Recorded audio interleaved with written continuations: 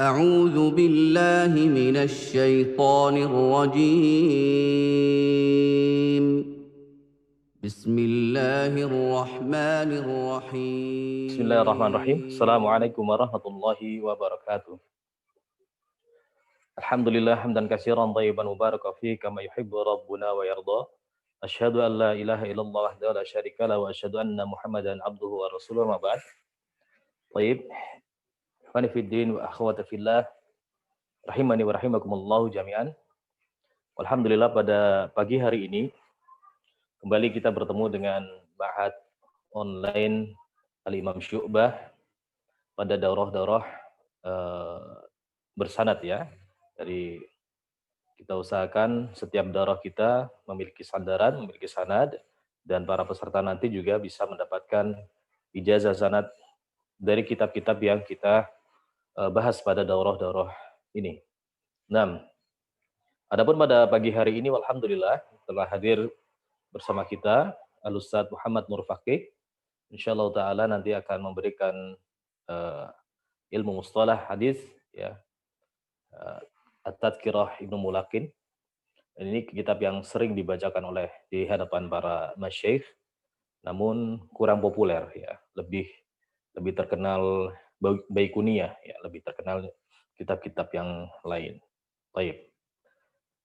Ada beberapa hal yang perlu kita sampaikan di sini. Nah, yang pertama seperti pada kebiasaannya para penuntut ilmu, walaupun kita dalam keadaan online, maka dimohon untuk menjaga adab-adab dalam menuntut ilmu. Baik, dipersiapkan catatannya dan seterusnya. Kemudian diusahakan menyimak ya dengan seksama. Jika ada faedah-faedah yang mungkin bisa dicatat, dan jika ada yang belum paham boleh diajukan di kolom chat nanti insya Allah ta'ala, atau di chatting via WA. Nah, kitab sudah kita sebar, PDF-nya sudah kita berikan di grup ya, silahkan dibuka. Nah, dan untuk absensinya bagi yang menginginkan ijazah sanad kitab ini, silahkan nanti mulai bisa menuliskan nama antum lengkap ya, 3 tobaqoh di kolom chatting Zoom ya, di kolom chatting Zoom. Kalau bisa dengan Arabik lebih bagus, kalau tidak juga tidak mengapa. Nah, jadi Fulan bin Fulan ya. Jadi nama asli, nama ayah, dan nama kakek kandung. Baik, ini untuk absensi kehadiran. Adapun nanti yang belum bisa hadir di dalam Zoom ini, insya Allah kita akan upload seperti biasa di channel YouTube kita, Al-Imam Syu'bah. Nanti antum bisa menyimak. Nah, lantas bagaimana dengan derajat atau ijazah sanad yang didapat dari ketika mengikuti Zoom atau menyimak lewat YouTube? Tentunya berbeda ya.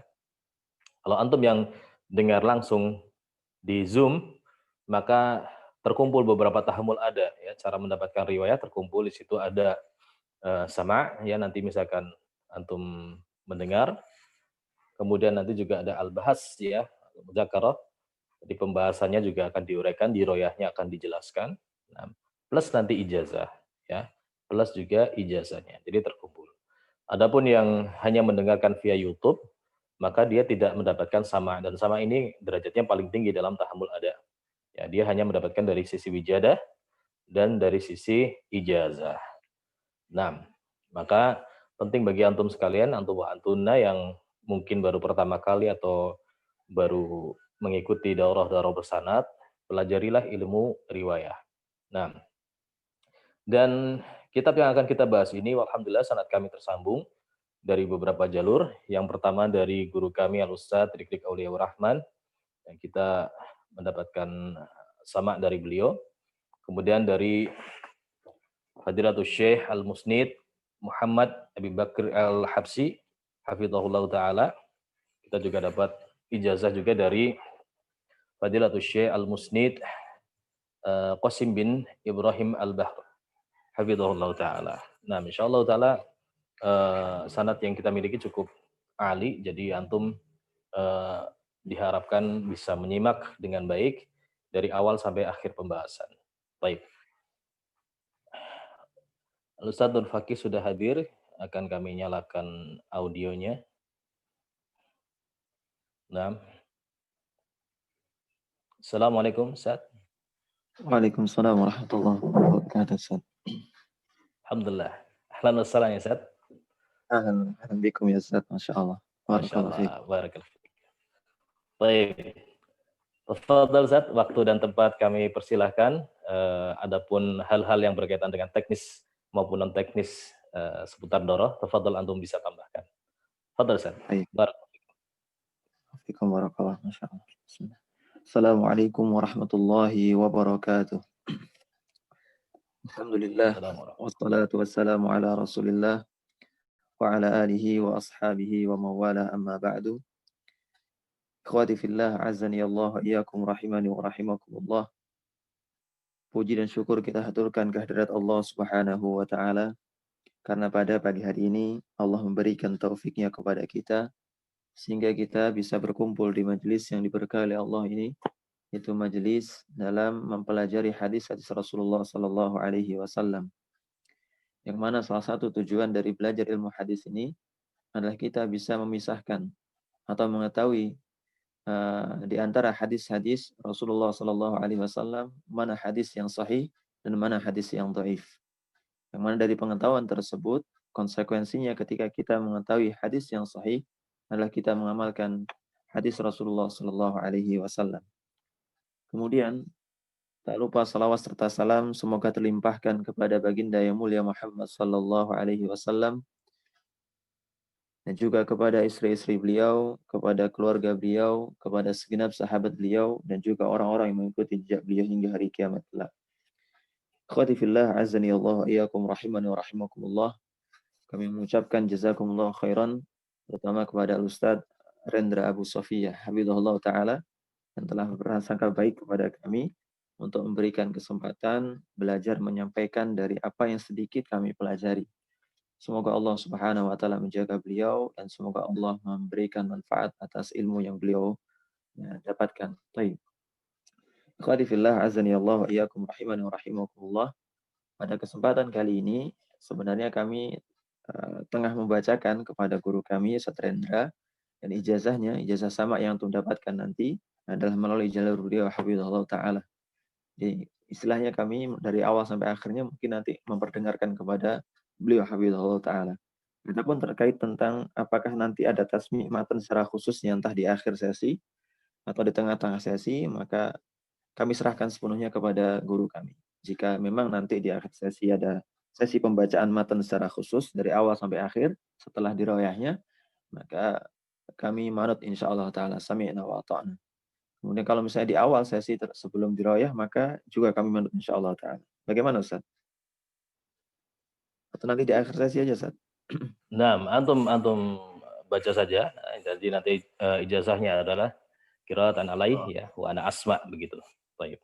Baik. Barakallahu fiik. Nah, di awal sesi tafadhol dibaca. Oh, dari awal sampai akhir di awal sesi dulu, Ustaz? Atau mengalir aja? Tafadhol. Di awal sesi karena kebanyakan yang nanti di akhir biasanya ada yang berhalangan. Ini yang apa kita hargai yang bersemangat di awal sesi supaya mendapat hak sama. Tafadhol. Tafadhol. Baik. Sebentar, Ustaz.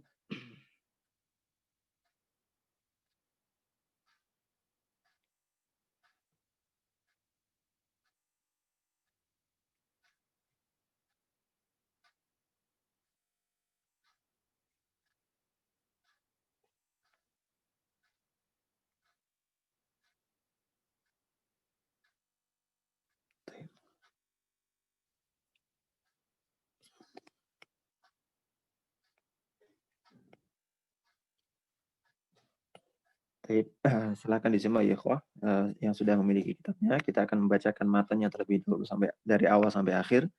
Kemudian kita mulai dengan diroyah dari kitab Al-Tadhkirah ini. Bismillah, alhamdulillah, wassalatu wassalamu ala rasulillah, amma ba'du. Wa bisanadi al-Ustadz Rendra Abi Sofiyah al-muttasil ila muallif hadal kitab rahimahullah ta'ala. Qala al-muallif rahimahullah ta'ala, bismillahirrahmanirrahim. أحمد الله على نعمه وأشكره على آلائه وأصلي على أشرف الخلق ومحمد وآله وسلم.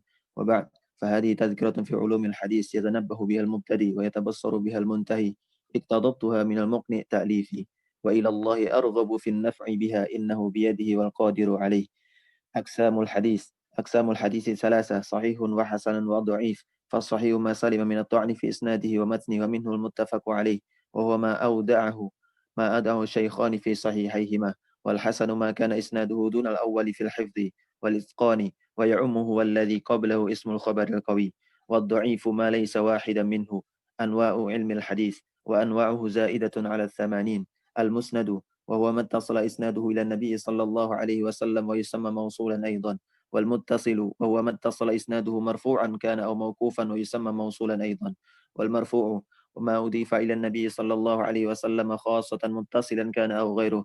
والموقوف وهو المروي عن الصحابة قولا أو فعلا أو نحوه، متصلا كان أو منقطعا، ويستعمل في غيرهم مقيدا فيقال وقفه فلان على عطاء مثلا ونحوه. والمقطوع وهو الموقوف على التابعي قولا أو فعلا. والمنقطع وهو ما لم يتصل إسناده من أي وجه كان. والمرسل وهو قول التابعي وإن لم يكن كبيرا، قال رسول الله صلى الله عليه وسلم. ومنه ما خفي إرساله. والمعضل وهو ما سقط من إسناده اثنان فأكثر ويسمى منقطعا أيضا، فكل معضل منقطع ولا عكس. والمعلق ما حذف من مبتدأ إسناده واحد فأكثر. والمعنأن وهو ما أوتي فيه بلفظة عن، كفلان عن فلان، وهو متصل إن لم يكن تدليس وأمكن اللقاء.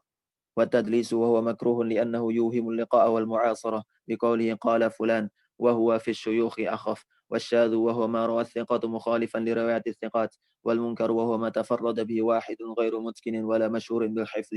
والفرد وهو ما تفرد به واحد عن جميع الرواه أو جهة خاصة، وقولهم تفرد به أهل مكة ونحوه. والغريب وهو ما تفرد به واحد عن الزهر وشبهه ممن يجمع حديثه. فإن انفرد اثنان أو ثلاثة سمي عزيزا، فإن رواه جماعة سمي مشهورا. ومنه المتواتر، وهو خبر جماعة يفيد بنفسه العلم بصدقه. والمستفيض وهو ما زاد رواته في كل مرتبة على ثلاثة. والمعلل وهو ما اطلع فيه على علة قادحة في صحته مع السلامة عنها ظاهرا. والمضطرب وهو ما يروى على أوجه مختلفة متساوية. والمدرج وهو زيادة تقع في المتن ونحوه. والموضوع وهو المختلق والمصنوع، وقد يلقب بالمردود المتروك والباطل والمفسد. والمقلوب وهو إسناد الحديث إلى غير راوي. والعالي وهو فضيلة مرغوب فيها ويحصل بالقرب من النبي ومن أحد الأئمة في الحديث، وبتقدم وفاة الراوي والسماع. والنازل وهو ضد العلي. والمختلف وهو أن يأتي حديثان متعارضان في المعنى ظاهرا، فيوفق بينهما أو يرجح أحدهما على الآخر. والمصحف وهو تغيير لفظ أو معنى، وتارة يقع في المتن وتارة في الإسناد وفيه تصانيف. والمسلسل وهو ما تتابع رجال إسناده على صفة أو حالة وقل فيه الصحيح. والاعتبار وهو أن يروي حماد بن سلمة مثلا حديثا لا يتابع عليه عن أيوب عن ابن سيرين عن أبي هريرة. والمتابعة أن يرويه عن أيوب غير حماد، وهي المتابعة التامة. فالشاهد أن يروى حديث آخر بمعنى. وزيادة الثقات والجمهور على قبوله. والمزيد في متصل الأسانيد وهو أن يزاد في الإسناد رجل فأكثر غلطا. وصفات الراوي وهو العدل الضابط، ويدخل فيه معرفة الجرح والتعديل، وبيان سن السماع وهو التمييز، ويحصل له في 5 غالبا: وكيفية السماع والتحمل، وكتابة الحديث وهو جائز إجماعا، وتصرف الهمة إلى ضبطه. وأقسم طرق الرواية وهي 8: السماع من لفظ الشيخ، والقراءة عليه، والإجازة بأنواعها، والمناولة والمكاتبة والإعلام والوصية والوجادة. وصفات الرواية وأدائها، ويدخل فيه الرواية بالمعنى واختصار الحديث، وآداب المحدث وطالب الحديث، ومعرفة غريبه ولغته وتفسير معانيه واستنباط أحكامه وعزوه إلى الصحابة والتابعين وأتباعهم. ويحتاج في ذلك إلى معرفة الأحكام الخمسة، وهي الوجوب والندب والتحريم والكراهة والإباحة ومتعلقاتها من الخاص وهو ما دل على معنى واحد، والعام وهو ما دل على شيئان من جهة واحدة، والمطلق وهو ما دل على معنى واحد مع عدم تعيين فيه ولا شرط، والمقيد وهو ما دل على معنى مع اشتراط آخر، والمفصل وهو ما عرف المراد من لفظه، ولا يفتقر في البيان إلى غيره، والمفسر وهو ما لا يفهم المراد منه ويفتكر إلى غيره، وترجيح بين الرواة من جهة كثرة العدد مع الاستواء في الحفظ من جهة العدد أيضا مع التباين فيه وغير ذلك، ومعرفة ناسخ ومنسوخ، ومعرفة الصحابة وأتباعهم ومن روى من الأكابر عن الأصاغر كرواية النبي صلى الله عليه وسلم عن تميم الدار والصديق وغيرهما. ويلقب أيضا برواية الفاضل عن المفضول، ورواية الشيخ عن التلميذ، وكرواية الزهري ويحيى بن سعيد وربيعة وغيرهم عن مالك، ورواية النظير عن النظير كالثور أبي حنيفة عن مالك، حديث الأي أحق بنفسها من وليها. ومعرفة رواية الآباء عن الأبناء كرواية العباس عن ابنه الفضل وعكسه، وكذا رواية الأم عن ولدها. ومعرفة المدبج وهو رواية الأقران بعضهم عن بعض، فإن روى أحدهم عن الآخر فلم يروي الآخر عنه فغير مدبج. ومعرفة رواية الإخوة والأخوات كعمر وزيد ابن الخطاب، ومن اشترك عنه في الرواية اثنان تباعد ما بين وفاتيهما كالسراج فإن البخاري روى عنه، وكذا الخفاف وبين وفاتيهما 137 أو أكثر. ومن لم يروي عنه إلا واحد من الصحابة فمن بعدهم كمحمد بن الصفوان لم يروي عنه غير الشعبي. ومن عرف بأسمائه أو نعوت متعددة كمحمد بن السائب الكلبي المفسر. ومعرفة الأسماء والكنى والألقاب، ومعرفة مفردات ذلك، ومن اشتهر بالاسم دون الكنية وأكس، ومن وافق اسمه اسم أبيه، والمؤتلف والمختلف والمتفق والمفترق، وما تركب منهما، والمتشابه، والمنسوب إلى غير أبيه كبلال بن حمامة، والنسبة التي يسبق إلى الفهم منها شيء وهي بخلافه كأبي مسعود البدري فإنه نزلها ولم يشهدها، والمبهمات والتواريخ والوفايات، ومعرفة الثقات والضعفاء ومن اختلف فيه فيرجح بالميزان، ومن اختلط في آخر عمره من الثقات وخرف منهم فمن روى قبل ذلك عنهم قبل وإلا فلا، ومن احترقت كتبه أو ذهبت فرجع إلى حفظه فساء، ومن حدث ونسي ثم روى عمن روى عنه. ومعرفة طبقات الرواة والعلماء والموالي والقبائل والبلاد والصناعة والحلي، وهي عجالة للمبتدئ فيه ومدخل للتأليف السالف المشار إليه أولا، فإنه جامع لفوائد هذا العلم وشوارده ومهماته وفرائده، ولله الحمد على تيسير وامتنانه. قال المؤلف رحمه الله: فرغت من تحرير هذا التذكرة في طيب من صبيحة يوم الجمعة 27 جماد الأولى عام 63 و700 أحسن الله بعدها وما بعدها في آخر آمين. آمين. تفضل. إن شاء الله. Baik, bismillah, alhamdulillah, wassalatu wassalamu ala rasulillah. Alhamdulillah kita sudah menyelesaikan sama dari kitab Tadhkirah karya Ibnu Mulakin rahimahullah ta'ala. Sini kita mulai pelajaran tentang dirayahnya atau dari sisi kandungan dari kitab Tadhkirah ini. Baik. Sebelumnya perlu diketahui bersama ya ikhwah bahwasanya nama dari penulis yaitu Ibnu Mulakin aslinya adalah namanya Umar bin Ali bin Ahmad bin Muhammad bin Abdullah Al-Ansari Al-Andalus Summa Al-Misri. Di ayah beliau yaitu Ali bin Ahmad merupakan asli kebangsaan Andalus kemudian pindah ke Mesir. Kemudian beliau lahir pada tahun 723 Hijriah di Mesir. Dan guru beliau diantaranya dalam bidang ilmu hadis ada Abul Fatah Muhammad bin Ahmad bin Abdullah. Kemudian dalam bidang bahasa Arab ada Muhammad bin Yusuf bin Ali bin Yusuf bin Hayyan. Kemudian dari kitab fikih beliau belajar dari As-Subki rahimahullah taala. Di antara karya beliau adalah karya yang At-Tadhkirah ini, terus kemudian Al-I'lam bi Fawaidi Umdatil Ahkam atau Ikmalu Tahdzibil Kamal atau kitab-kitab yang lainnya. Atau kitab asal dari kitab At-Tadhkirah ini yaitu kitab Al-Muqni'. Taib. Itu sekilas tentang masalah biografi beliau. Sekarang kita berlanjut langsung ke pelajarannya karena waktunya cukup sempit, jadi kita akan start insyaallah taala. Seperlunya yang kita jelaskan maka kita akan jelaskan insyaallah. Taib. Sebentar.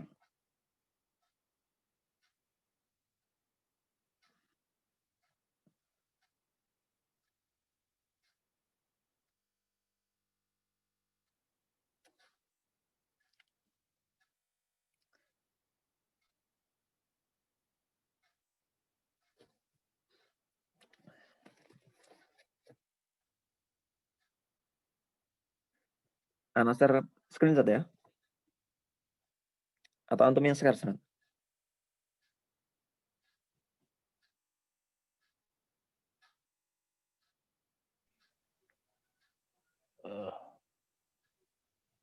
Afwan salah. Mungkin bisa Ana. Antum bisa share? Nah, kalau antum izinkan, Ana bisa share, tapi belum antum izinkan ya. Gimana cara ngizinkannya? Settingannya.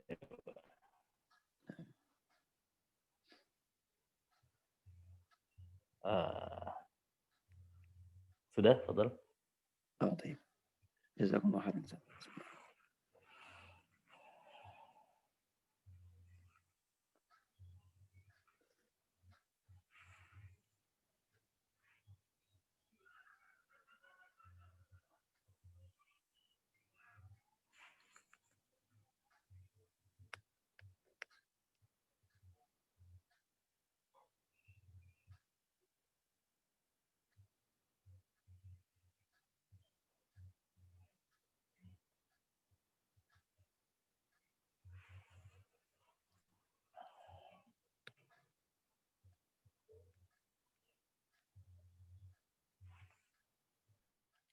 Baik.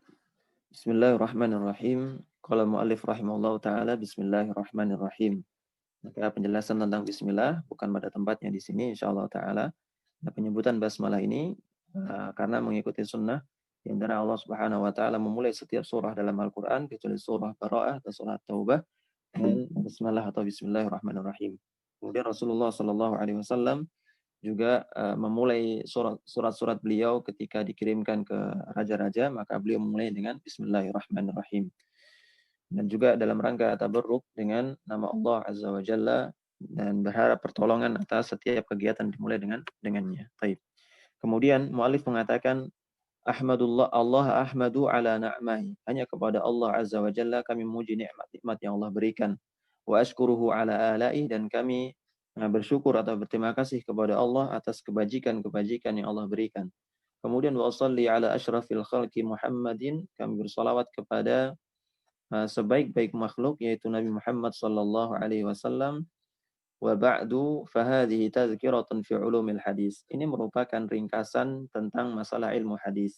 Yang mana ringkasan beliau ini yatanabbahu bihal mubtadi, yang mungkin jadi sedikit penerang bagi orang-orang yang baru belajar tentang ilmu hadis. Kemudian wa yatabassaru bihal muntahi, dan mungkin orang-orang yang sudah pernah belajar sebagai bahan rujukan murajaah saja. Iqtadabtuha minal muqni, yang mana asal dari kitab At-Tadhkirah fi Ulumil Hadis, yang judul aslinya Tadhkirah fi Ulumil Hadis. Ini merupakan ringkasan dari karya beliau sendiri, yaitu karya Ibnu Mulakin, yang berjudul dengan Al-Muqni fi Ulumil Hadis. Itu judul asli dari kitab sebelum diringkasnya. Kemudian wa ilallahi arghabu fin naf'i biha, dan hanya kepada Allah kami berharap atas manfaat kitab ini bagi para penuntut ilmu. Innahu biyadihi wal qadiru alaih. Sungguhnya Allah Azza wa Jalla lah yang mampu atau berkuasa atas hal tersebut. Kemudian aqsamul hadisi salasah. Perkataan muallif rahimahullah taala aqsamul hadisi salasah, ini maksudnya pembagian hadis ditinjau dari kuat dan lemahnya atau diterima dan tidaknya sebuah hadis. Para ulama membaginya, kalau pada para ulama mutaqaddimin membaginya hanya membatasi pada dua bagian, yaitu antara hadis makbul dan juga hadis mardud. Hadis yang diterima dan juga hadis yang ditolak. Kan tapi seiring berkembangnya ilmu hadis, maka para ulama membaginya dengan tiga bagian, yaitu yang pertama sahih, yang kedua hasan, dan yang ketiga dhaif. Jadi pembagian ini penting kalau sebenarnya sahih dan hasan masuk ke dalamnya adalah hadis makbul. Sementara hadis dhaif masuk ke dalam pembahasan hadis mardud. Namun penting yang bagi sampai tiga ini ketika nanti di tengah-tengah ada terjadi perbedaan riwayat misalnya, atau misalnya perbedaan hukum, ya konsekuensi hukum dari dua hadis yang statusnya sama-sama makbul, sama-sama diterima. Karena konsekuensi hukum harus mentarjih salah satunya atau mengunggulkan salah satunya. Baik, itu diantara faidah kenapa dibagi hadis menjadi tiga. Baik, kemudian mu'alif mulai menjelaskan yang pertama fas-sahihu, yang dimaksud dengan hadis sahih masalima minat ta'ni fi isnadihi wa matni, yaitu yang selamat dari cacat atau aib baik dalam sanadnya maupun dalam matanya. Nah, pengertian mu'alif rahimahullah ta'ala ini cukup luas sekali. Jadi nggak terbatas pada satu pengertian yang spesifik. Jadi pengertiannya hadis yang selamat dari cacat atau aib, baik di matan maupun di sanadnya. Ini terlalu luas. Dan mu'alif sendiri rahimahullah ta'ala menjelaskan dalam kitab Al-Muqni'nya lebih rinci lagi, lebih spesifik lagi. Yang mana beliau menyebutkan yang dimaksud dengan hadis sahih adalah hadis yang mattasala sanaduh binaklil adlit tamid dhabti an mislihim ila muntaha min ghairi syudzudin wala illah. Sebagaimana keterangan di hasyiahnya, catatan kakinya. Nah, penjelasannya kurang lebih demikian dicantumkan muallif dalam kitabnya Al-Muqni', yaitu hadis yang bersambung sanadnya yang dinukil oleh orang-orang yang adil, yang memiliki sifat adalah atau baik agamanya, kemudian hafalannya kuat atau hafalannya sempurna dari yang semisal mereka, dari yang sama-sama baik agamanya, memiliki sifat adalah, kemudian sama-sama kuat hafalannya, baik dari awal sanad maupun sampai akhir sanad, min ghairi syudzudin wala illah, tanpa adanya syadz atau tanpa adanya illah. Nah, kita rinci salah satu penjelasannya. Yang pertama tentang masalah sanad. Jadi mungkin ini untuk murojaah bagi yang sudah pernah belajar ilmu hadis. Tapi bagi yang belum pernah belajar ilmu hadis, maka yang dimaksud sanad itu adalah silsilah rawi. Jadi silsilah pembawa berita, silsilah pembawa hadis itu namanya sanad. Mulai dari awal siapa yang mengeluarkan hadis tersebut atau guru dari yang mengeluarkan hadis tersebut, dari yang menulis kitab hadis sampai kepada Rasulullah Shallallahu Alaihi Wasallam, sampai kepada siapa disandarkan hadis tersebut itu namanya sanad. Sementara matan itu namanya konteks hadisnya atau teks hadisnya, isi kandungan hadisnya namanya matan.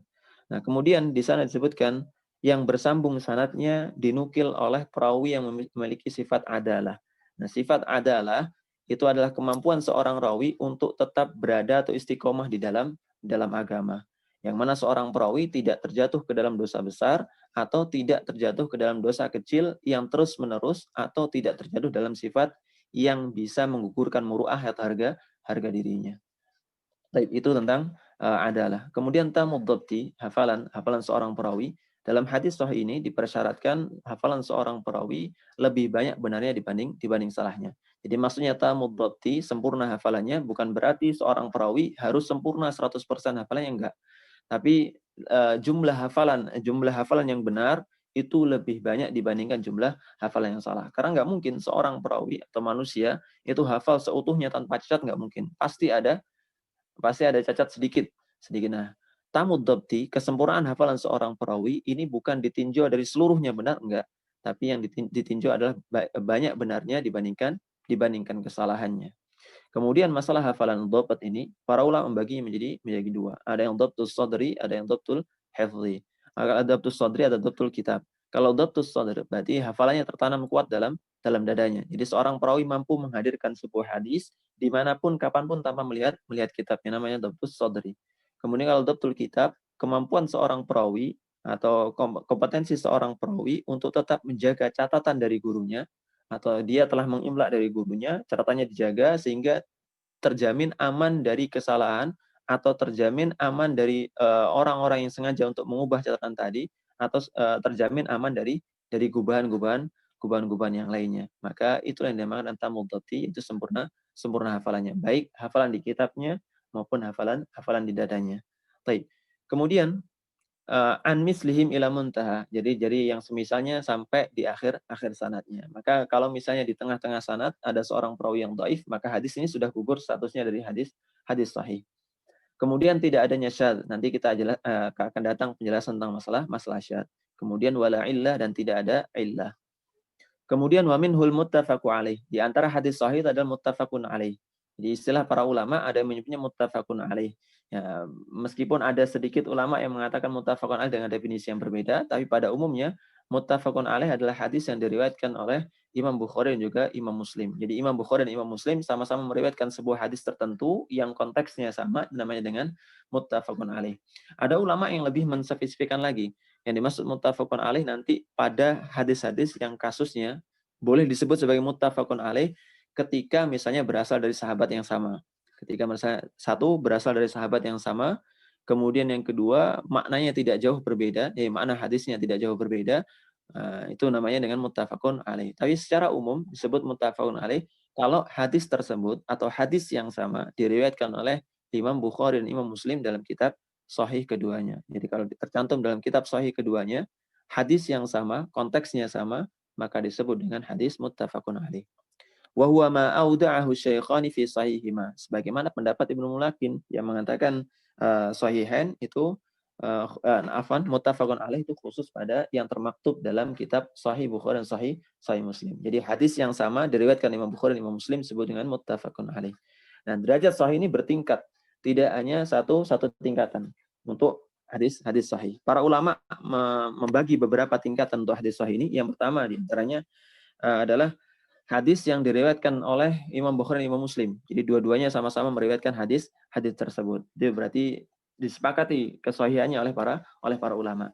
Kemudian tingkatan yang kedua yaitu hadis yang diriwayatkan oleh Imam Bukhari dan tidak diriwayatkan oleh Imam Muslim. Jadi sebuah hadis diriwayatkan Imam Bukhari dalam kitab sahihnya, tapi Imam Muslim nggak mencantumkan dalam kitab sahihnya. Maka hadis ini tingkatannya berada di tingkat kedua. Kemudian yang ketiga, hadis yang diriwayatkan Imam Muslim dan tidak diriwayatkan Imam Bukhari. Jadi kebalikannya. Tadi diriwayatkan Imam Bukhari, tidak diriwayatkan Imam Muslim. Kemudian yang ketiga ini diriwayatkan Imam Muslim dan tidak diriwayatkan Imam Bukhari, dan seterusnya. Dan seterusnya. Kemudian yang selanjutnya, wal hasanu, hadis yang hasan, yaitu makana isnaduhu dunal awwali fil hifdzi wal itqan. Yaitu yang mana sanadnya atau perawinya dalam hal hafalan dan kekuatan hafalannya tidak sebagaimana yang pertama. Yang pertama apa? Yaitu perawi hadis sahih. Kalau perawi hadis sahih itu harus adil, harus memiliki sifat adalah, baik agamanya, konsisten dalam beragama, kemudian sempurna hafalannya. Dan hasan ini kata para ulama khafud dhabti atau khafad dhabti, yang mana hafalannya ringan. Ringan dalam artian jumlah kesalahannya ya tidak sebagaimana jumlah kesalahan yang pertama. Kalau tadi kesalahan yang pertama kalau kita kategorikan dalam indeks prestasi kumulatif atau IP misalnya dalam kuliah, maka yang dimaksud dengan tamud dhabti yang sempurna hafalannya mungkin IP-nya kumlot lah 3,9. Sementara yang hasan ini IP-nya 3,6 di bawahnya. Jadi status hafalannya di bawah status hafalan yang perawi hadis sahih. Itu namanya perawi hadis hasan. Wa ya'umuhu walladzi qablahu ismul khabaril qawi. Untuk hadis hasan dan juga hadis sahih dimutlakkan oleh para ulama itu penyebutannya dengan khabar qawi. Hadis yang kuat. Nah, untuk yang hadis sahih dan hasan ini para ulama membagi lagi menjadi dua masing-masing. Ada sahih li dzati, ada sahih li ghairi. Ada hasan li dzati, ada hasan li ghairi. Kalau sahih li dzati atau hasan li dzati, maka satu hadis tersebut, satu jalur tersebut maka sudah kuat. Sahih li dzati, maka satu hadis tersebut, satu jalur tersebut sudah dikatakan sahih, namanya sahih li dzati. Sementara kalau sahih li ghairi, hadis tersebut pada asalnya bukan sahih. Pada asalnya tidak sahih. Misalnya terus saja menjadi hasan, misalnya hasan li dzati. Kemudian karena banyaknya jalur yang sama yang meriwayatkan hadis tersebut, maka hadis tersebut terangkat statusnya dari hasan li dzati menjadi sahih li ghairi. Begitupun hasan li ghairi atau hasan li dzati, hadis tersebut pada asalnya memang hasan. Nah, makanya disebut hasan li dzati. Jadi tanpa bantuan jalur yang lainnya sudah disebut sebagai hadis hasan. Makanya disebut hadis hasan li dzati. Kemudian hasan li ghairi pada asalnya enggak hasan atau statusnya enggak hasan, di bawah hasan, kemudian terangkat statusnya menjadi hadis hasan. Itu pengertian tentang hadis sahih dan juga hadis hasan. Kemudian berikutnya wad dhaifu, yaitu hadis dhaif. Yaitu hadis dhaif adalah hadis ma laisa wahidan minhuma, hadis yang tidak termasuk ke dalam pembagian hadis sahih dan juga hadis hasan. Artinya kalau misalnya hadis dhaif ini kita ringkas bahwasanya hadis yang tidak memenuhi persyaratan hadis sahih atau hadis yang tidak memenuhi persyaratan hadis hasan, enggak masalah. Jadi hadis yang tidak memenuhi persyaratan hadis yang bisa diterima maka disebut dengan hadis dhaif. Misalnya kalau hadis yang sahih tadi syaratnya adalah mattasala isnaduhu, yang bersambung sanadnya. Berarti kalau terputus sanadnya otomatis disebut dengan hadis dhaif. Kemudian berikutnya binakli adlit tamit dhabti, dinukil oleh orang yang memiliki sifat adil, orang yang memiliki sifat konsisten dalam beragama. Kalau misalnya orangnya berasal misalnya orang kafir, maka status hadisnya tidak diterima. Atau misalnya hafalannya goncang atau hafalannya tidak kuat, sering salah dalam meriwayatkan hadis, maka hadis ini masuk ke dalam pembagian hadis dhaif. Atau terdapat syad di dalamnya, atau terdapat penyelisihan terhadap rawi yang lebih sikoh darinya, maka hadisnya disebut hadis dhaif. Atau misalnya memiliki illah, memiliki aib di dalam hadis tersebut, maka hadis tersebut dinamakan hadis dhaif. Kemudian muallif rahimahullah taala mencantumkan wa anwa'uhu zaidatun ala tsamanin. Pembagian hadis ini banyak sekali atau mustalahat yang berkaitan dengan ilmu hadis ini banyak sekali, bahkan lebih dari 80 jenis. Yang pertama al-musnad. Al-musnadu huwa mattasala isnaduhu ila Nabi sallallahu alaihi wasallam. Yang dinamakan dengan hadis musnad adalah hadis yang bersambung sanadnya kepada Nabi sallallahu alaihi wasallam. Jadi secara zahirnya setiap hadis yang bersambung sanadnya kepada Nabi sallallahu alaihi wasallam itu disebut dengan hadis musnad. Atau para ulama menyebutkan istilahnya wa yusamma mausulan aidan, disebut juga dengan hadis mausul. Baik, itu hadis musnad. Berikutnya wal muttasilu wa huwa mattasala isnaduhu marfu'an kana aw mauqufan, yaitu yang bersambung sanadnya. Kalau tadi musnad dikhususkan untuk istilah hadis yang sanadnya bersambung sampai kepada Nabi, sementara istilah yang kedua yaitu muttasil yang bersambung sanadnya baik dinisbatkan kepada Nabi maupun tidak dinisbatkan kepada Nabi, yaitu dinisbatkan kepada para sahabat. Maka disebut dengan hadis muttasil. Jadi tahu bedanya antara musnad dan juga muttasil. Kemudian wa yusamma mausulan aidan, dan juga disebut dengan hadis mausul. Jadi ada kalanya hadis muttasil ini para ulama menyebutkannya sebagai hadis mausul. Baik. Dan contohnya sangat banyak. Nanti kita sebutkan di akhir-akhir insyaallah. Wal marfu'u wa huwa ma utifa ila Nabi sallallahu alaihi wasallam muttasilan kana aw ghairuh. Kalau tadi disebutkan hadis musnad adalah hadis yang bersambung sanadnya kepada Nabi. Poinnya adalah bersambung sanad kemudian kepada Nabi. Sementara hadis marfu ini kata Ibnu Mulakin yang sanadnya dinisbatkan kepada Nabi sallallahu alaihi wasallam atau hadis tersebut dinisbatkan kepada Nabi sallallahu alaihi wasallam muttasilan kana aw ghairuh. Baik hadis tersebut muttasil bersambung sanadnya aw ghairuh atau munqati atau terputus sanadnya. Yang penting dinisbatkan kepada Nabi itu disebut dengan hadis marfu. Jadi enggak ada kaitannya hadis ini sahih atau enggak. Jadi penyebutan hadis marfu ini ditinjau dari kepada siapa hadis tersebut disandarkan. Kalau disandarkan kepada Nabi maka disebut dengan hadis marfu. Kalau tidak disandarkan kepada Nabi maka tidak disebut dengan hadis marfu. Kemudian yang keempat kata Ibnu Mulakin rahimahullah taala wal mauqufu wal marwiyu 'anis sahabati qaulan aw fi'lan, yaitu yang diriwayatkan dari sahabat baik ucapan maupun perbuatan au nahwahu atau yang semisalnya muttasilan kana au munqati'an. Kalau tadi hadis marfu disandarkan kepada Nabi sallallahu alaihi wasallam, nah sementara hadis mauquf itu hadis yang disandarkan kepada sahabat ridwanullahi alaihim ajma'in, baik ucapan maupun perbuatan. Dan hadis marfu tadi juga disebutkan kepada Nabi baik ucapan beliau, baik perbuatan beliau, baik takrir dari beliau maupun sifat beliau sallallahu alaihi wasallam. Dan hadis mauquf ini ada hadis yang disandarkan kepada sahabatnya. Jadi pembagian yang tiga yaitu marfu, mauquf dan berikutnya yaitu maqtu, itu pembagian berdasarkan hadis tersebut disandarkan kepada siapa. Wa yusta'malu fi ghairihi muqayyadan. Nah, terkadang istilah mauquf ini juga dipakai untuk selain sahabat. Jadi pengertian asalnya, hukum asalnya, pengertian hadis mauquf itu hadis yang disandarkan kepada sahabat ridwanullahi alaihim ajma'in. Akan tapi kadang-kadang para ulama memakai istilah mauquf atau waqafa ala misalnya, maka ini untuk istilah selain sahabat ridwanullahi alaihim ajma'in, dan boleh dipakai untuk selain sahabat ketika dimuqayyadkan, ditakyid, dibatasi dengan kriteria tertentu, yaitu dengan mengatakan waqafahu fulan ala Atha. Padahal Atha ini bukan sahabat, bahkan Atha bukan sahabat, itu tabi'in.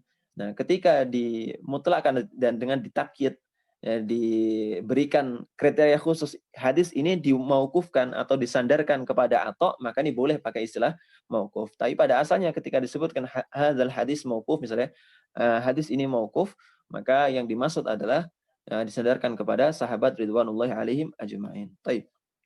Sebentar.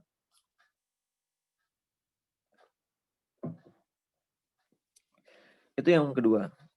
Kemudian yang ketiga, wal maqtu'u huwal mauqufu 'ala tabi'i qaulan aw fi'lan. Yang dimaksud dengan hadis maqtu' adalah hadis yang disandarkan kepada tabi'in baik ucapan mereka maupun perbuatan mereka. Jadi hadis marfu', mauquf dan juga maqtu' ini ditinjau dari kepada siapa hadis tersebut disandarkan. Ada kalanya disandarkan kepada Rasulullah, maka disebut dengan hadis marfu'. Kemudian yang kedua disandarkan kepada sahabat, maka disebut dengan hadis mauquf. Kemudian sandarkan kepada tabi'in, maka disebut dengan hadis maqtu'. Baik. Itu yang kelima. Kemudian yang keenam, wal munqati'u, yang dimaksud dengan hadis munqati' adalah hadis lam yattasil isnaduhu, yang tidak bersambung sanadnya min ayyi wajhin kana, dari sisi manapun. Maksudnya dari sisi manapun, mau di awal tidak bersambung sanadnya, terputus sanadnya di awal, maka disebut dengan hadis munqati secara umum. Atau di tengah misalnya, maka disebut dengan hadis munqati. Atau dari awal sampai tengah sanad diputus semuanya dalam hadis, maka disebut dengan hadis munqati. Atau misalnya di akhir sanad disebut dengan hadis munqati. Jadi hadis munqati, setiap hadis yang sanadnya terputus dimanapun terputusnya, maka disebut dengan hadis munqati.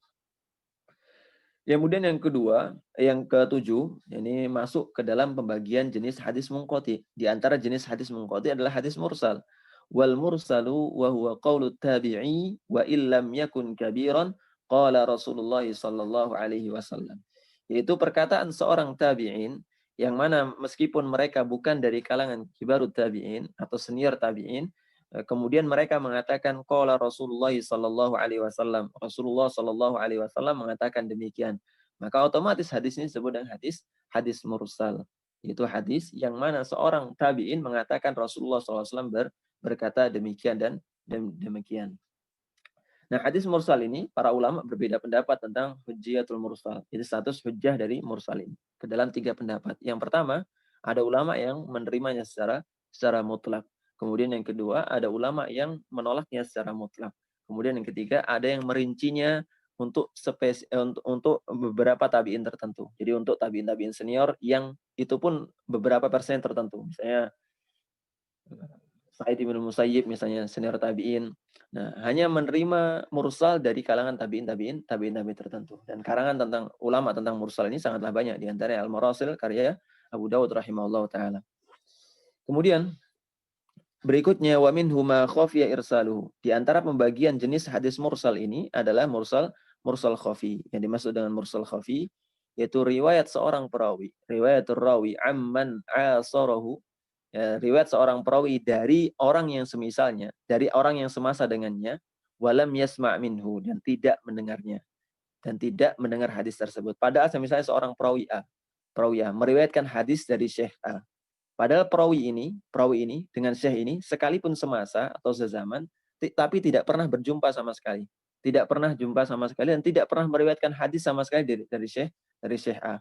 Maka riwayat seorang perawi, ketika perawi A mengatakan haddatsani Syekh A, misalnya, haddatsani Syekhul Alif, telah meriwayatkan kepadaku sebuah hadis yaitu Syekh Alif.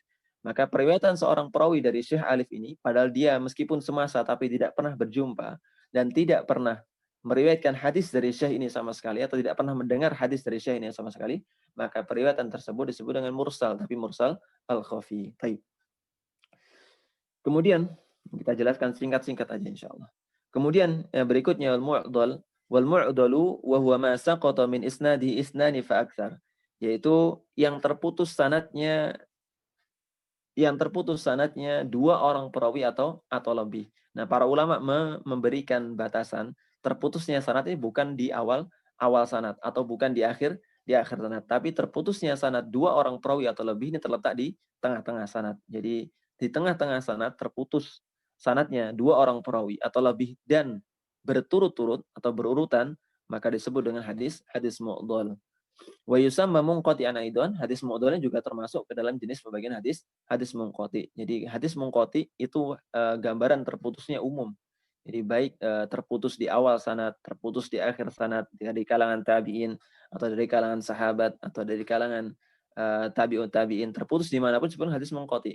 Tapi lebih spesifik lagi, kalau hadis mu'dhal maka terputus di tengah-tengah sanad dua orang perawi atau lebih dan itu terjadi berturut-turut. Jadi dari Syekh A, terus di atasnya lagi ada Syekh B, di atasnya lagi misalnya. Itu sebenarnya hadis mu'dhal. Kemudian fakullu mu'dhalin munqati'un wala aks, dan setiap hadis mu'dhal itu disebut juga hadis munqati, tapi tidak berlaku sebaliknya. Jadi tidak setiap hadis munqati disebut hadis mu'dhal. Tapi setiap hadis mu'dhal pasti munqati. Kenapa? Ya karena terputus sanadnya. Jadi setiap hadis yang terputus sanadnya maka dimutlakkan istilah kepadanya yaitu istilah munqati. Kemudian yang berikutnya wal mu'allaqu disebut dengan hadis mu'allaq wa huwa ma hudhifa min mubtada'i isnadihi wahidun fa aktsar. Yang dihapus sanadnya dari awal sanad seorang perawi atau lebih. Jadi yang terhapus dari awal sanadnya, perhatikan, dari awal sanad sampai terserah di mana, entah sampai tengah-tengah, entah sampai akhir sanad, yang penting diputus dari awal sampai tengah-tengah atau sampai akhir, maka disebut hadis mu'allaq. Ini disebut juga dengan hadis munqati. Nah, hadis mu'allaq ini perlakuan hadisnya berbeda-beda. Para ulama membedakan, misalnya kalau mu'allaq, hadis-hadis mu'allaq yang disebutkan langsung di akhir sanadnya, di kitab Sahihain misalnya, maka perlakuannya beda dengan hadis mu'allaq di kitab selain Sahihain. Misalnya kalau ulama menjelaskan bahwasanya ketika ada hadis mu'allaq, yaitu hadis yang tidak disebutkan sanadnya, hanya disebutkan di bagian akhir sanadnya misalnya, atau kepada siapa sanad hadis tersebut dinisbatkan, maka disebut hadis mu'allaq, padahal harusnya hadis munqati, terputus. Karena nggak ada sanadnya, nggak ada keterangan sanadnya. Tapi untuk di Sahihain, Sahih Bukhari dan Sahih Muslim, perlakuan para ulama terhadapnya juga berbeda. Juga berbeda. Nah, jumhur ulama menerima hadis mu'allaq, hadis dari Sahih Bukhari dan Sahih Muslim, sekalipun hadis tersebut adalah hadis mu'allaq atau hadis yang ta'liq. Makanya ketika kita menemukan atau menjumpai keterangan para ulama, misalnya rawah hadal hadis Al-Imam Bukhari fi Sahih ta'liqan, yaitu telah meriwayatkan hadis ini, yaitu Al-Imam Bukhari rahimahullah ta'ala di kitab sahihnya ta'liqan, yaitu hadisnya mu'allaq, statusnya mu'allaq. Jadi Imam Bukhari rahimahullah ta'ala menyebutkan hadis ini tidak dengan sanadnya. Dan motivasi atau alasan yang melatar belakangi kenapa kok tidak disebut sanadnya banyak sekali. Di antaranya para ulama menjelaskan yang pertama, yaitu Imam Bukhari rahimahullah ta'ala sudah menyebutkan sanad hadis ini di tempat yang lainnya. Jadi di kitab yang sama, yaitu kitab Sahih Bukhari, beliau sudah menyebutkan sanad hadis ini. Jadi penyebutan berulang kedua kalinya tentang sanad hadis ini, menurut para ulama tidak diperlukan lagi. Karena sebelumnya atau sesudah hadis tersebut dikutip, itu sudah terdapat sanadnya. Kemudian yang kedua, kata para ulama alasan kenapa Imam Bukhari menyebutkan hadis tersebut mu'allaq, karena hadis tersebut sudah masyhur di kalangan para ulama pada masa itu. Sudah masyhur bahwasanya hadis tersebut memang muttasil atau bersambung sanadnya sampai kepada Rasulullah misalnya, atau kepada sahabat misalnya, atau kepada tabi'in. Karena sudah masyhurnya tersebut, maka tidak perlu lagi mencantumkan sanadnya pada kitabnya. Kemudian yang ketiga, penyebutan hadis ta'liq di kitab Sahih Bukhari juga tidak mengukurkan status Sahih Bukhari tersebut. Itu statusnya diterima oleh para ulama, tidak mengukurkan statusnya sama sekali, sekalipun di dalamnya disebutkan hadis mu'allaq. Kenapa? Karena penyebutan Imam Bukhari dalam penyebutan Imam Bukhari hadis mu'allaq di kitab sahihnya itu tidak dalam rangka menyebutkan usulnya atau tidak menyebutkan pokok hadis yang ingin disampaikan dalam kitab sahihnya. Akan tapi sekedar misalnya menguatkan bab yang beliau kutip, terjemah yang beliau kutip, atau sekedar pendukung bagi hadis usul yang akan dicantumkan dalam bab tersebut. Tapi ala kulli hal mu'allaq di kitab Sahih Bukhari dan Sahih Muslim secara umum adalah diterima oleh para ulama. Taib. Kemudian yang berikutnya wal mu'an'anu, ini hadis mu'an'an, yaitu huwa ma utiya fihi bilafdhati an ka fulanin an fulanin wa huwa muttasilun illam yakun tadlisun wa amkana liqa. Yang dimaksud dengan hadis mu'an'an, kata Ibnu Mulaki rahimahullah taala, yaitu yang di dalamnya, dalam sanadnya terdapat lafaz an, yaitu memakai lafaz an, ka fulanin an fulan, dari fulan, fulan meriwayatkan dari fulan, fulanin an fulan. Jadi fulan meriwayatkan dari fulan, an fulanin akhar, dari fulan yang lainnya, dan seterusnya. Intinya setiap hadis yang ada an-nya di dalamnya maka disebut hadis mu'an'an. Nah, bagaimana status hadis mu'an'an? Maka para ulama menerima hadis mu'an'an kecuali kalau misalnya di dalam sanad tersebut terdapat seorang mudallis. Nah, apa itu mudallis akan jelaskan di pembagian berikutnya.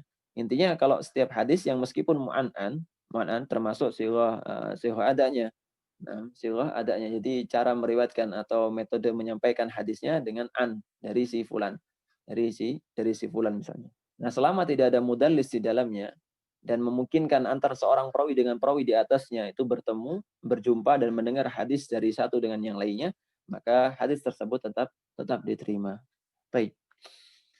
Berikutnya, wa tadlis, yang dimaksud dengan tadlis wa huwa makruhun. Ini hukumnya tidak boleh atau dibenci. li'annahu yuhimul liqa'a wal mu'asarah. Bahkan seorang ulama mengatakan bahwa tadlis ini adalah tipu daya syaitan. Li'annahu yuhimul liqa'a wal mu'asarah, karena karena tadlis ini, perbuatan tadlis ini menyamarkan pertemuan dan zaman dari seorang perawi dengan gurunya. Jadi seolah-olah ketika seorang mentadlis ini, orang yang membacanya atau orang mendengarkan riwayat tersebut, oh ini seolah si fulan ini memang mendengar tadi si fulan, atau si fulan ini mendengar hadis ini dari si fulan. Oh benar nih, si fulan semasa dengan si fulan. Hanya karena apa? Karena perbuatan tadlis dari perawi tersebut. Biqaulihi qala fulan. Misalnya dengan menggunakan sighah qala fulan, fulan mengatakan. Tapi jangan diartikan secara umum bahwa setiap sighah dalam hadis yang mengatakan qala fulan atau qala rawi, seorang perawi mengatakan, maka oh ini hadis tadlis, enggak. Ini salah satu cirinya. Ya, kenapa kok dicontohkan qala fulan? Karena ketika misalnya ana mengatakan qala Syekh Muhammad Nasiruddin Al-Albani misalnya, ana mengatakan telah berkata Syekh Al-Albani rahimahullah taala. Padahal ana enggak pernah berjumpa dengan Syekh Al-Albani rahimahullah taala, enggak pernah mendengar hadis darinya. Maka seolah-olah ana ini ketika mengatakan qala Al-Albani, Al-Albani mengatakan seolah ana mendengar dari Al-Albani. Orang yang mendengar ucapan ana tadi seolah mengatakan, oh ini berarti faqih mendengar langsung dari Syekh Al-Albani rahimahullah taala. Padahal enggak. Nah, ini namanya yuhimul liqa wal mu'asarah. Baik. Wa huwa fi syuyukhi akhaf. Nah, tadlis ini banyak macamnya. Tadlis itu banyak macamnya. Di antara tadlis ada tadlis syuyukh. Ya dimaksud dengan tadlis syuyukh yaitu menyifati seorang perawi, menyifati seorang syekhnya. Yaitu misalnya ana punya syekh namanya Muhammad. Muhammad ini dhaif. Muhammad ini dhaif misalnya. Nah, Muhammad ini sebutannya lainnya lagi misalnya Abu Abdillah. Kemudian supaya riwayat ana tidak didoifkan langsung, atau supaya orang-orang yang mendengar riwayat ana tidak langsung mendoifkan hadis tersebut, maka ana katakan haddatsana Abu Abdillah. Haddatsana Abu Abdillah telah meriwayatkan kepadaku sebuah hadis yaitu Syekh Abu Abdillah. Padahal Muhammad. Tapi ketika ana menyebutkan Muhammad secara gamblang langsung, maka otomatis ini dhaif karena Muhammad itu dhaif misalnya. Nah, tapi seorang perawi tadi berusaha menyamarkan keadaan dengan cara apa? Menyifati keadaan syekhnya dengan sifat yang lainnya. Dengan sifat yang tidak banyak dijumpai oleh yang lain, namanya tadlis syuyukh. Penjelasan tentang tadlis ini banyak sekali, antara tadlis syuyukh, ada tadlisul isnad dan lain-lain, ada tadlis taswiyah, ada taswiyah dan lain-lain. Baik. Kemudian yang ke-13, wasyadzu, dan hadis syad wa huwa ma rawa thiqatu mukhalifan li riwayat istiqah. Tadi disebutkan di bagian pertama bahwasanya yang dimaksud dengan hadis sahih adalah hadis yang bersambung sanadnya, muttasilul isnad. Kemudian yang kedua diriwayatkan oleh seorang perawi yang sempurna hafalannya dan memiliki baik agamanya. Kemudian yang ketiga tidak ada syadz. Nah, yang dimaksud dengan syadz yaitu ma rawat thiqatu mukhalifan li riwayat istiqat. Yaitu yang hadis yang diriwayatkan oleh seorang yang thiqah, seorang yang terpercaya, yaitu baik agamanya dan juga baik hafalannya, mukhalifan li riwayat thiqah. Tapi periwayatannya tadi, hadis tadi itu menyelisih periwayatan perawi lain yang lebih thiqah darinya. Imma lebih thiqah dari sisi kemapanan dan kethiqahannya atau kredibilitasnya, atau yang kedua meriwayati menyelisih periwayatan para perawi yang statusnya sama, kredibilitasnya tingkatannya sama, sama-sama memiliki IPK 3,75, tapi jumlahnya lebih banyak. Misalnya dia bersendiri satu orang. Ana meriwayatkan misalnya, dari muridnya Ustadz Rendra ada 40 orang. Ana meriwayatkan sebuah perkataan dari Ustadz Rendra. Sementara murid yang lainnya mengatakan ucapan yang sama. Ustadz Rendra mengatakan A. Sementara Ana mengatakan Ustadz Rendra mengatakan B. A dan B ini bertentangan. A dan B bertentangan. Nggak mungkin disatu padukan. Maka periwayatan ana yang bersendiri dibandingkan 39 murid Ustadz Rendra tadi, itu dinamakan hadis syadz atau periwayatan yang syadz. Padahal statusnya misalnya kredibel. Ana misalnya dihitung sebagai seorang yang kredibel misalnya nih. Dihitung sebagai seorang yang kredibel, maka dan murid yang lainnya juga kredibel. Nah, periwayatan seorang yang kredibel dibandingkan periwayatan orang yang kredibel yang lainnya, yang jumlahnya lebih banyak, lebih banyak atau yang lebih kredibel daripada itu, maka periwayatan disebut dengan hadis syadz. Atau misalnya ana meriwayatkan perkataan Ustadz Rendra, perkataannya adalah B, ana mengatakan demikian. Kemudian datang murid lain yang kemampuannya jauh di atas ana, yang kredibilitasnya jauh di atas ana, diakui oleh semua orang di atas ana. Kemudian beliau mengatakan, oh Ustadz Rendra nggak mengatakan B, tapi mengatakan A. Nah, periwayatan ana ini yang menyelisih perkataan perawi murid asal Anda yang lebih mumpuni, maka dinamakan dengan hadis syadz. Baik. Nah, yang sama atau mirip dengan hadis syadz itu namanya hadis mungkar. Apa disebut hadis mungkar? Yaitu wa ma tafarrada bihi wahidun ghairu mutqinin wala masyhurin bil hifz. Yaitu bersendirinya seorang perawi ketika meriwayatkan sebuah hadis yang mana perawi tadi dia tidak kuat hafalannya. Karena tidak kuat hafalannya, tapi dia bersendiri dalam meriwayatkan hadis tersebut dan dia juga tidak dikenal sebagai seorang perawi yang memiliki hafalan yang baik, maka periwayatan perawi seperti ini dinamakan dengan hadis mungkar. Jadi kalau tadi syadz itu perawinya adalah perawi yang sikoh, menyelisih perawi yang lebih sikoh darinya, atau perawi yang sama-sama sikoh tapi jumlahnya lebih banyak darinya. Nah, sementara hadis mungkar ini periwayatan seorang perawi yang dhaif, yang lemah hafalannya, yang tidak kuat, yang tidak diakui, tapi dia menyelisih periwayatan yang lebih sikoh darinya. Periwayatan perawi-perawi yang lebih sikoh darinya. Maka otomatis periwayatan seorang yang dhaif seperti ini tidak diterima. Baik.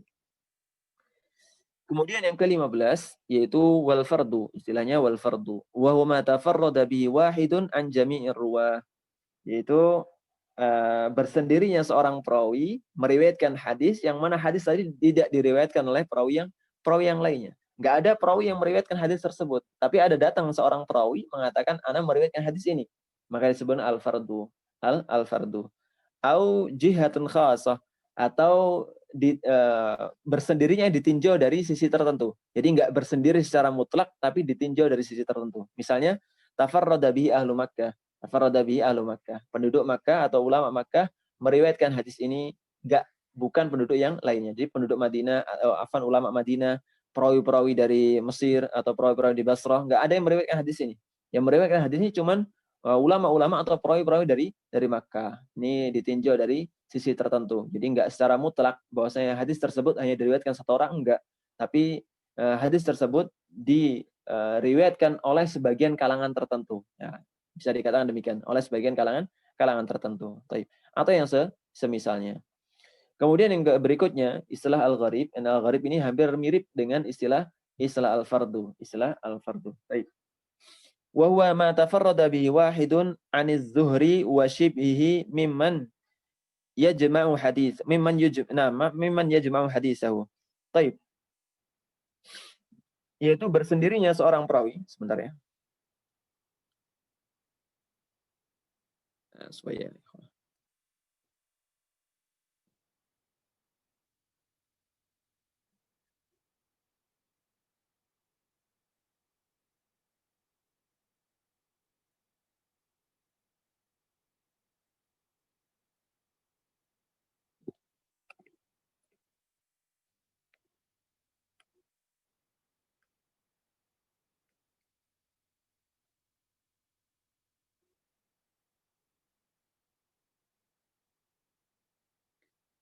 Baik.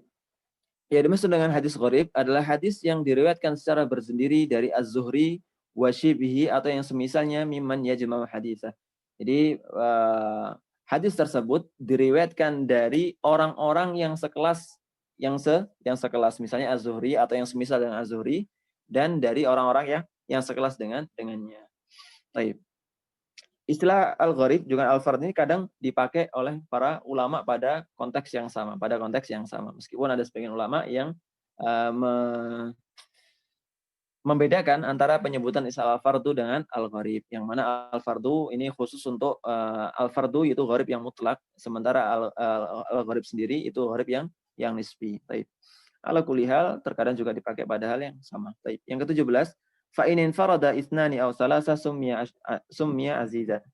Kalau misalnya hadis tersebut diriwayatkan oleh 2 orang perawi atau 3 orang perawi, maka disebut dengan hadis aziz. Hadis aziz. Berarti ini ditinjau dari berapa jumlah perawi yang meriwayatkan hadis tersebut dalam satu tingkatan. Jadi bukan dalam tingkatan-tingkatan yang lainnya.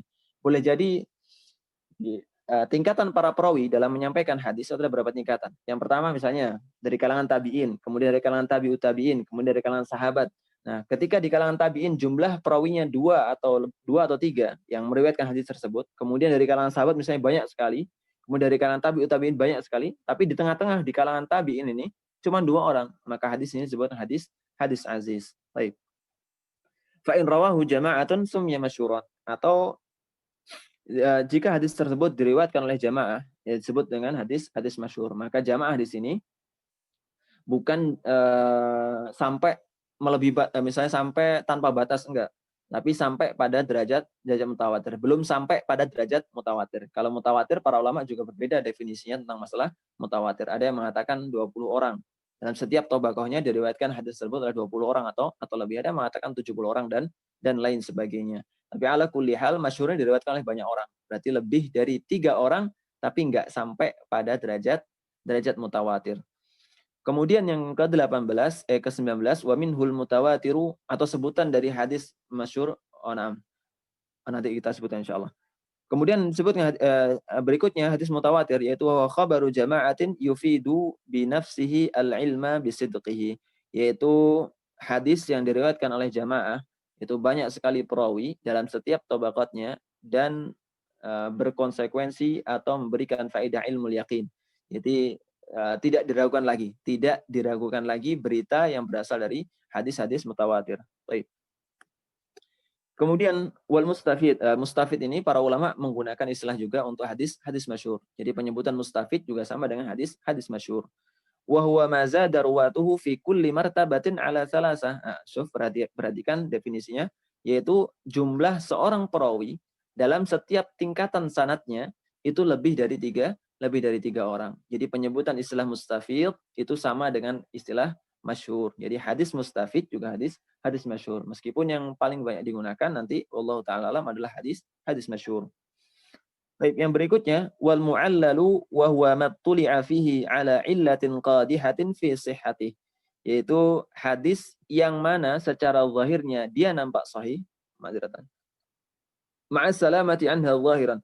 Itu hadis yang mana dia secara zahirnya, secara lahiriahnya dia nampak sahih, tapi setelah diteliti ternyata memiliki aib atau memiliki cacat. Misalnya cacatnya ya tadlis seorang perawi, yang mana tadlis ini tidak bisa diketahui kecuali setelah menelitinya. Dan nampak zahir atau lahiriahnya hadis ini sahih, padahal setelah diteliti hadis tersebut memiliki cacat, maka disebut dengan hadis mu'allal atau hadis ma'lul. Baik. Berikutnya wal muttaribu, ya, hadis muttarib wa huwa ma yurwa ala aujuhin mukhtalifah mutasawiyah, yaitu hadis yang diriwayatkan dari berbagai jalur atau jalur-jalur yang berbeda tapi sama derajat kekuatannya.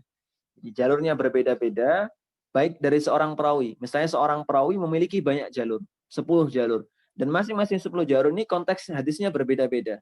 Untuk konteks yang sama tapi kontennya berbeda-beda. Kalau misalnya digabungkan nggak mungkin. Nah, perselisihan ini ketika nggak mampu diunggulkan, maka disebut hadis muttarib, meskipun berasal dari seorang perawi atau dari perawi yang lainnya, misalnya A, B, C, D. Keempatnya ini meriwayatkan satu hadis yang sama, konteksnya harusnya sama, tapi kontennya ternyata berbeda. Ternyata ada berbeda yang memiliki konsekuensi berbedanya hukum di sana. Maka hadis ini dan tidak bisa diunggulkan, nggak bisa mengunggulkan riwayat A dibandingkan riwayat B, C, D, nggak bisa mengunggulkan riwayat B dibandingkan A, C, D, atau nggak bisa meriwayatkan C dibandingkan A, B, dan D. Maka periwayatan seperti ini disebut dengan hadis muttarib. Kemudian yang berikutnya hadis mudraj, wa huwa ziyadatun taqa'u fil matni wa nahwihi, yaitu tambahan yang terjadi baik dalam sanad maupun dalam matan hadis. Nah, tambahan ini bukan tambahan berasal dari Rasulullah SAW. Hadisnya bukan berasal dari Rasulullah SAW. Tambahan tersebut bukan berasal dari Rasulullah SAW. Akan tetapi berasal dari kesalahan hafalan seorang perawi, yang mana dia tidak bisa membedakan bahwa ini bukan perkataan Rasul, ini perkataan sahabat misalnya. Pada saat itu misalnya sahabat ingin menjelaskan hadis Rasulullah SAW, kemudian seorang perawi mengira bahwasanya tambahan dari sahabat tadi adalah perkataan Rasulullah SAW. Misalnya hadis Rasulullah SAW yang artinya bagi orang budak itu memiliki dua pahala. Hadisnya demikian. Akan tapi Abu Hurairah mengomentari seandainya tidak karena jihad atau tidak karena ingin berbakti kepada ibuku, maka niscaya aku ingin menjadi seorang budak. Maka hadis ini terdapat mudraj di dalamnya, yaitu perkataan Abu Hurairah dikiranya oleh perawi di bawah Abu Hurairah itu merupakan perkataan Nabi Shallallahu Alaihi Wasallam. Dari mana kita tahu bahwasanya itu bukan perkataan Nabi? Dari tidak mungkinnya perkataan tersebut berasal dari Nabi. Yang mana Rasulullah nggak mungkin, yang pertama, nggak mungkin mengatakan seandainya bukan karena berbakti kepada ibuku. Karena pada masa itu, keluarnya hadis tersebut, lil mamluki ajran, atau bagi budak itu terdapat 2 pahala. Pada masa mengeluarkan hadis tersebut, tentu ibunda Rasulullah sudah meninggal. Kemudian yang kedua, nggak mungkin Rasulullah SAW mengangankan diri menjadi seorang budak. Maka hadis tersebut atau perkataan tersebut tidak mungkin berasal dari Rasulullah SAW. Kayak akibat kesalahan seorang perawi yang di bawah Abu Hurairah yang hafalannya kurang kuat, kemudian mengatakan bahwa hadis tersebut berasal dari Rasulullah SAW. Itu terjadi pada matanya, itu pada teks hadisnya. Ada kalanya terjadi pada pada matan hadis atau pada perawi hadisnya, yang mana seorang perawi menambahkan perawi lainnya atau perawi A ditambahkan dalam sanad hadis, padahal tidak ada perawi tersebut dalam sanad hadis tersebut. Baik. Berikutnya wal maudhu'u, hadis maudhu' wa wal mukhtalaqul masnu', yaitu hadis buatan manusia. Jadi dibuat-buat bukan berasal dari Rasulullah Shallallahu Alaihi Wasallam. Dan terkadang istilah maudhu' ini juga dimutlakkan pada beberapa istilah. Yang pertama hadis mardud. Jadi disebut dengan hadis mardud berarti hadis maudhu', palsu. Kemudian matruk, ya, disebut dengan hadis matruk berarti hadisnya palsu. Kemudian wal batil, hadis batil, hadal hadis batilun misalnya. Atau menemukan perkataan ulama demikian, maka dimaksud adalah perkataan tersebut adalah hadis palsu. Kemudian wal mufsad, dirusak. Baik. Perkataan ini, maka perkataan 4 perkataan ini atau 5 di dalamnya hadis maudhu' termasuk ke dalam pembagian hadis maudhu', dan dia tidak bisa jadi hujjah sama sekali. Kemudian nanti kita istirahat insyaallah pukul 10.15. Setelah itu kita istirahat 10 menit untuk memberikan kesempatan kepada teman-teman yang ingin mungkin menunaikan hajatnya. 10 menit, kemudian kita lanjut lagi insyaallah taala. Kemudian wal maqlubu, yang dimaksud dengan hadis maqlub, wa huwa isnadul hadisi ila ghairi rawi. Jadi maqlub sebagaimana artinya terbolak-balik. Jadi sanad hadis terkadang terbolak-balik akibat kesalahan hafalan seorang perawi, yang mana sanad tersebut tidak dinisbatkan kepada hadis asalnya. Jadi sanad A dinisbatkan kepada hadis B. Padahal harusnya sanad A dinisbatkan kepada hadis A. Tapi karena kesalahan seorang perawi mengatakan, oh ini sanadnya bersambung dengan A misalnya. Padahal ini bukan sanadnya. Misalnya maklub ini ada beberapa tujuan. Maklubnya ada beberapa tujuan. Kalau misalnya maklub ditujukan untuk mengacaukan hadis Rasulullah, maka ini dilarang. Adapun misalnya maklub dalam rangka imtihan, sebagaimana dilakukan para ulama terhadap Imam Bukhari rahimahullah ta'ala, yang mana ketika itu beliau diuji hafalannya dengan cara apa? Dengan cara dibolak-balik antara sanad A dijadikan sanad bagi hadis dengan matan B, atau sanad B dijadikan matan bagi hadis dengan matan C, dan lain sebagainya. Dibolak-balik dalam rangka imtihan. Begitupun seorang guru misalnya kita sebagai seorang guru kemudian ingin menguji murid kita dengan cara membalik sanadnya, makanya diperbolehkan. Adapun yang selain tujuan imtihan, maka tidak diperkenankan. Kemudian wal ali, ada istilah namanya hadis ali. Ini sanadnya, maksudnya sanadnya ali. Wa fadilatun marghubun fiha, ini merupakan keutamaan yang hendaknya seorang termotivasi untuk mendapatkannya. Wa yahsulu bil qurbi minan nabiy sallallahu alaihi wasallam wa min ahadil a'immati fil hadis. Jadi ali ini statusnya bisa kita dapatkan baik kedekatan sanadnya dengan Nabi sallallahu alaihi wasallam, itu yang pertama. Atau yang kedua min ahadil a'immah fil hadis, atau kedekatan periwayatan seorang perawi dari para ulama hadisnya. Misalnya ada ulama yang ada ulama yang masyhur, ada ulama yang tidak begitu masyhur dalam masalah ilmu hadis. Nah, kedekatan seorang perawi atau jarak antara dia dengan ulama yang masyhur dengan ilmu hadis ini dalam periwayatan lebih terhitung dibandingkan, atau sanadnya lebih ali dibandingkan seorang perawi yang meriwayatkan dari ulama yang tidak begitu masyhur. Baik, wa yataqaddamu wafatir rawi was-sama', atau karena seorang perawi lebih dulu meninggal, atau gurunya lebih dulu meninggal, was-sama'i, atau lebih dulu mendengar hadis tersebut dibandingkan yang lainnya, maka sanadnya disebut sanad ali. Baik. Kemudian berikutnya lawan dari sanad Ali adalah an-nazil. Lawan dari sanad Ali adalah an-nazil. Baik. Enggak perlu dijelaskan insyaallah taala. Wal mukhtalif. Wal mukhtalif. Ini disebut dengan hadis mukhtalif. Wa huwa ayyatiya haditsani muta'aridani fil ma'na zahiran fayuwaffaqa bainahuma aw yurajjaha ahaduhuma 'ala al-akhar. Yaitu ketika ada dua buah hadis yang dinisbatkan misalnya kepada Rasulullah sallallahu alaihi wasallam secara makna lahiriahnya itu berbeda, bertolak belakang, bukan sekedar berbeda tapi bertolak belakang. Fayuwaffaq bainahuma, maka berusaha dijamak antara kedua hadis tadi. Kalau misalnya nggak bisa, au yurajjaha ahaduhuma 'alal akhar, atau ditarjih antara kedua hadis tadi. Makanya para ulama menyebutkan para ulama menulis kitab tentang masalah mukhtaliful hadis. Misalnya Imam Syafi'i rahimahullah taala, beliau memiliki kitab mukhtaliful hadis, yang mana dalamnya terdapat hadis-hadis yang secara lahiriahnya berbeda. Tapi entah dijamak antara keduanya atau ditarjih antara satu dengan yang lainnya. Namanya mukhtaliful hadis.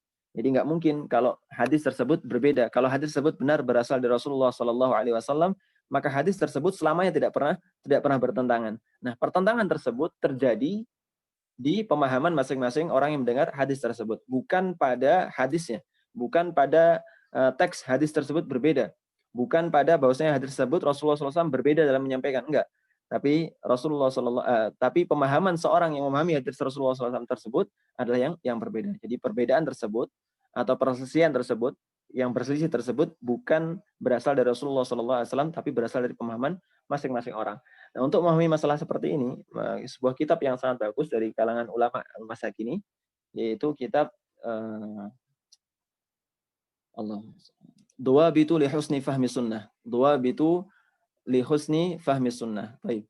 Kitab tersebut sangat baik dibaca oleh kita semuanya supaya kita bisa memahami sunnah atau hadis dengan baik, dengan penjelasan yang singkat sekali. Kitabnya juga sangat tipis sekali. Ini layak untuk kita baca. Baik.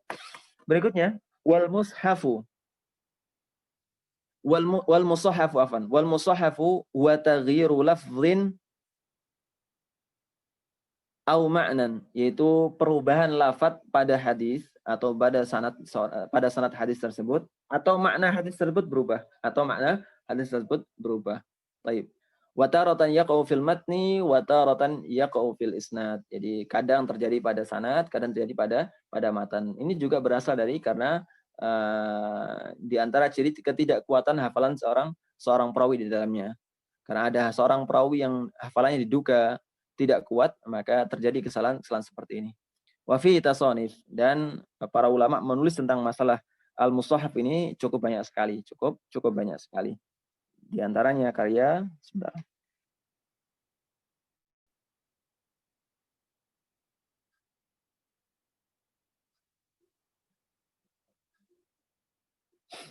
Sebentar ya. Baik, di antaranya ikhtilaful hadis karya Imam Syafi'i, bukan. Baik, ala kulli hal banyak sekali para ulama menulis tentang masalah tersebut. Baik, kemudian wal musalsalu wa huwa ma tataba'a rijalu isnadihi ala sifatin aw halatin. Yang mana para perawi dalam sanad hadis tersebut dalam menyampaikan hadisnya, maka mereka memiliki kriteria tertentu atau cara-cara tertentu atau kesamaan tertentu dalam meriwayatkan hadis.